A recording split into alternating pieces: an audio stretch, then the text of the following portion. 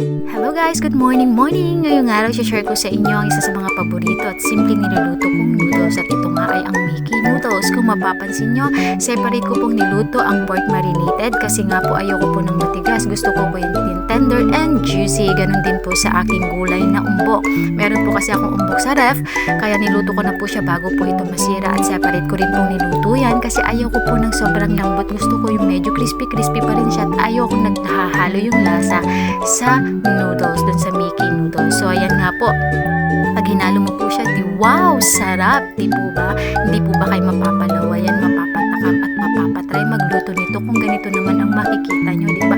Guys, kung titignan nyo, parang napakahirap lutuin at parang madami ng sangkap, pero guys, napakasimple niyang yan. Naghiwa lang po ako ng bawang sibuyas, ginisa ko ang Mickey, nilagyan ko ng pampalasa kagaya ng paminta, asin, betchin, ganoon na rin po sa asukal para mabalance ko yung lasa niya. And then done, it's time to eat the breakfast. Come and join me with my breakfast. And guys, noted nga pala yung noodles na binili ko, $8 lang po yan at yung niluto ko pong iyan, half lang po nung binili kong Mickey noodles. O diba, wow, pack na pack sa budget, diba?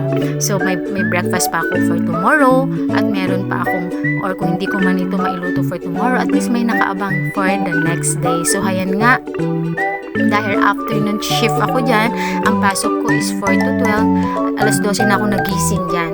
Kaya yan po yung breakfast ko. Actually, breakfast lunch na rin yan. Kasi nga, di ba, ang dami-dami. Pero guys, thankfully, hindi ako tumataba kahit na ganyan kadami yung kinakain ko. Kaya no diet sa akin. Basta kain lang ako ng kain kasi hindi ako hindi naman lumalaki yung katawan ko actually. So, thankful ako dyan, no guys. Healthy food, di ba? Hindi ko kailangan kumain na instant noodles para lang mapabilis ang aking pagpiprepare ng pagkain. So guys, thank you for watching. Sana matry nyo ang recipe